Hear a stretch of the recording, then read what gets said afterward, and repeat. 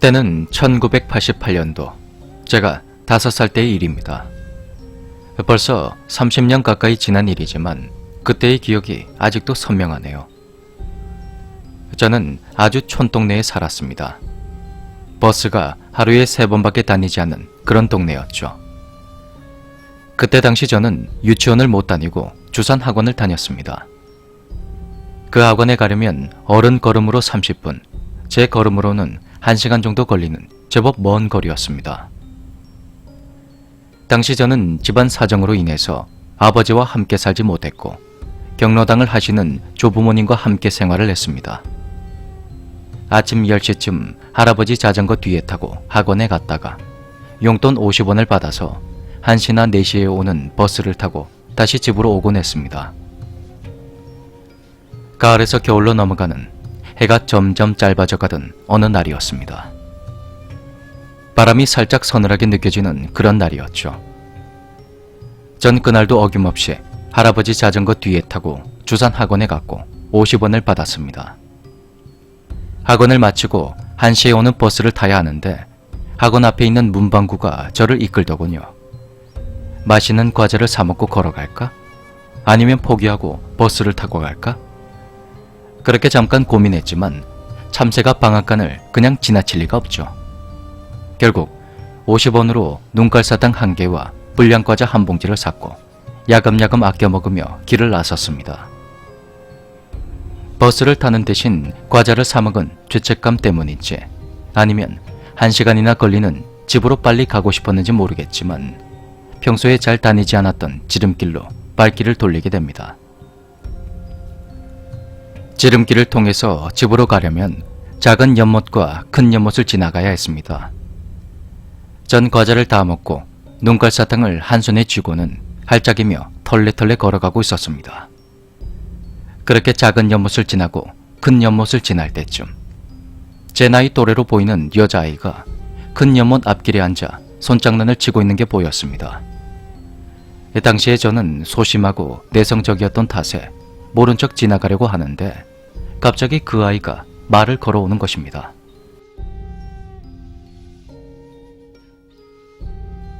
야, 니 어디 가는데? 뜬금없는 물음에 전 멈칫했지만 못 들은 척하며 다시 걸었습니다. 야, 니 어디 가는데? 전 할 수 없이 가는 길을 멈추고 대답을 했습니다. 집에. 아, 맞나? 내 혼자 가기 심심한데 같이 가자. 전 속으로 반가웠지만 처음 보는 또래 친구의 말에 수줍고 낯설었죠. 그렇게 그 아이와 같이 길을 나섰는데 그 애는 쉴 새 없이 제잘되더군요. 무슨 이야기를 했는지 그 아이의 이름은 뭔지 기억이 잘 안 나지만 우리 집에서 가까운 곳으로 이사 왔다는 것과 끝까지 우리 집으로 같이 온 것은 아직도 선명하게 기억이 납니다. 집에 돌아오니까 할머니는 집에서 조금 떨어진 밭에서 일을 하고 계셨습니다. 전 손을 저으며 큰 소리로 할머니를 불렀죠. 할매, 내 왔다.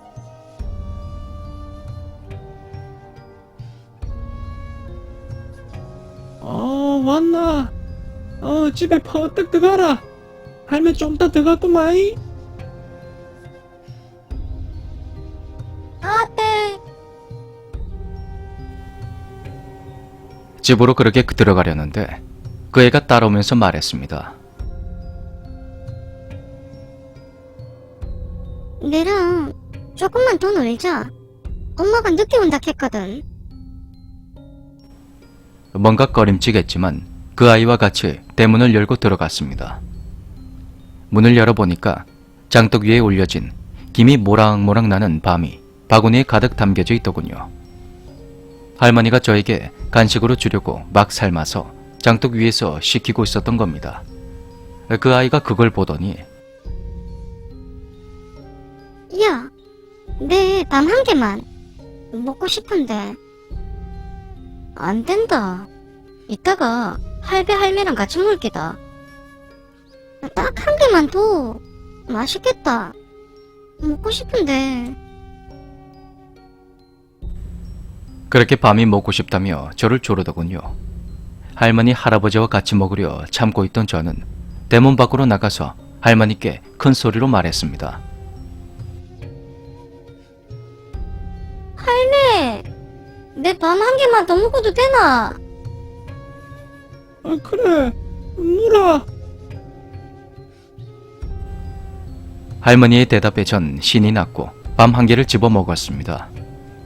한 개를 다 먹고 입맛을 다시며 쩝쩝대고 있는데 옆에서 그 아이가 또 하는 말이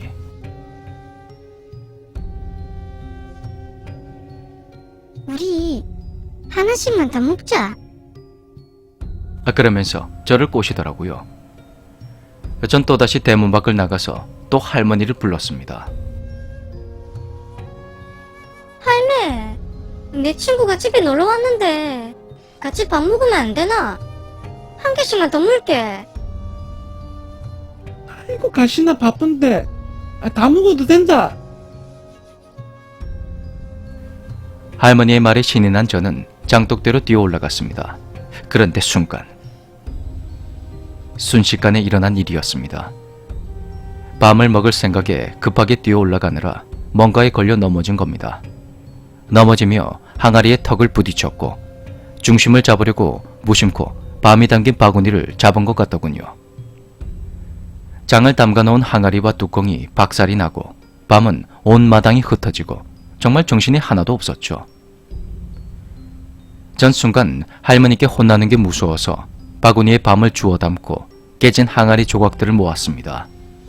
그런데 제 손 위로 뚝뚝 새빨간 액체가 떨어지는 겁니다. 턱 쪽에서 피가 나고 있었던 겁니다. 한 손으로 턱을 살짝 받치고 어질러진 마당을 여차저차 정리하고 나니까 그저서야 그 아이가 생각이 나더군요.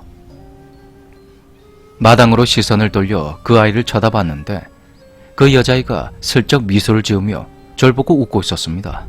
마치 너 그렇게 넘어져서 고소하다는 그런 느낌으로 말이죠. 그 아이의 얼굴을 보는데 순간 뭔가 울컥하더라고요. 그놈의 달콤한 밤만 아니었으면, 아니 그 밤을 네가 먹자고 하지만 않았으면 이렇게 다치진 않았을 텐데 하고 말이죠. 턱에서는 피가 연신 뚝뚝 떨어지고 있었습니다. 전 일단 할머니를 불렀습니다. 할매,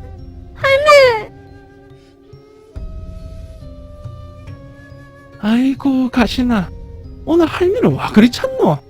아이고, 바빠 죽겠구만. 할매, 내 턱 깨졌다.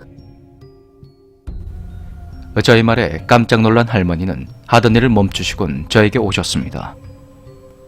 할머니가 점점 가까이 오시는 걸 보니까 혼날 생각에 점점 무서워지더군요. 전 혼날 각오를 하고 기어들어가는 목소리로 말했죠. 할매, 근데 장독대도 깼다. 피가 뚝뚝 떨어지는 제 턱을 보고 놀라신 할머니는 동네 아저씨에게 부탁을 했고 오토바이를 얻어 타고 읍내의 큰 병원으로 갔습니다. 턱에 박힌 수많은 항아리 파편을 하나하나 빼내고 상처를 꿰맸죠. 그때 당시 시골은 큰 병원이라 해봐야 의료시설이 좋지가 않았고 너무나도 어렸기 때문에 마취도 하지 못했습니다.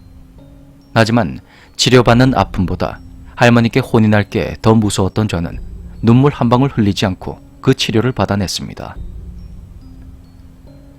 그렇게 겨우 상처를 수습하고 집에 돌아왔고 마당으로 들어서니까 할아버지도 와 계셨습니다.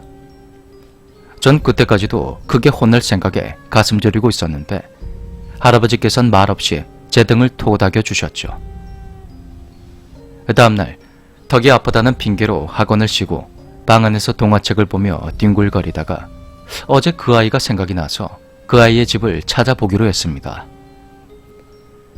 이사 왔다는 그 아이 집을 찾긴 했는데 그 집에는 아저씨와 아주머니만 이사 왔을 뿐 여자아이는 없다고 하더군요. 전 순간 그 아이에게 속은 게 슬쩍 화가 나서 집으로 돌아와 혼자 꽁에 있었습니다. 그런데 할아버지께서 집으로 들어오시며 할머니께 하시는 말씀이 들리더군요.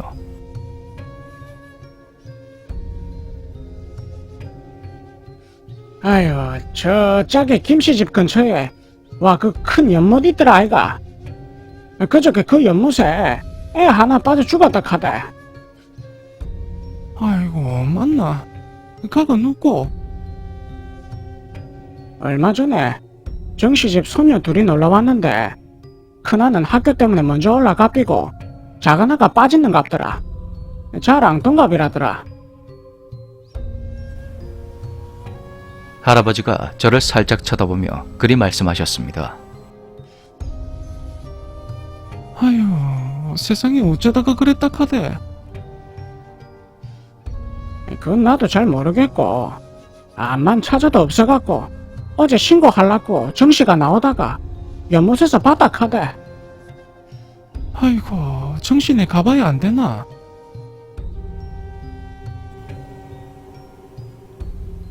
지름길에 큰 연못에서 만나서 우리 집 장독대에서 밤을 나눠 먹었던 그 아이. 이 좁은 동네에서 아무리 찾아도 보이지 않던 그 아이. 그리고 그 아이를 만났던 그 큰 연못에 빠져 죽었다는 나와 같은 나이의 동네 여자아이. 이 모든 상황이 5살 아이의 머리론 도무지 이해가 되지 않아서 한참을 생각했었습니다. 그리고 시간이 지난 후 다시 돌이켜보니 알게 되었습니다. 물에 빠진 시체는 사흘 정도가 지나야 물에 뜬다는 것을 말이죠. 그 아이는 아마도 자신의 육체가 발견되어 이승을 떠나기 전에 친구를 사귀고 싶었던 건 아닐까요? 어쩌면 저에게 자신을 기억해달라고 그렇게 하고 싶었는지도 모르겠습니다. 지금도 남아있는 제 턱의 흉터를 보면 결국 그 아이의 뜻대로 되었다는 그런 생각도 드는군요. 흉터를 볼 때마다 그 아이를 생각하게 되니 말입니다. 덧붙이자면 사실 저희 친어머니는 무당이십니다. 그래서인지 몰라도 전 중1 때까진 다른 사람들에게 보이지 않는 그런 것들이 가끔 보였습니다. 개울가에 가면 주변 풀숲에 서성이는 아저씨 귀신, 경로당 구석에 홀로 앉아 계시는 할아버지 귀신, 길을 가다 보면 전봇대를 뱅글뱅글 돌고 있는 아이의 귀신. 저에게 피해를 주지 않아 크게 신경 쓰지 않았더니 서서히 보이지 않더군요. 아마 지금도 주변에 있지 않을까 하는 생각을 해봅니다. 단지 이젠 저에겐 보이지 않을 뿐이겠죠. 어쩌면 그때 밤을 나눠 먹던 그 아이도 제 곁에 머물고 있을지도 모르겠습니다. 마지막으로 어린 나이에 세상을 떠난 그 아이의 명복을 빕니다.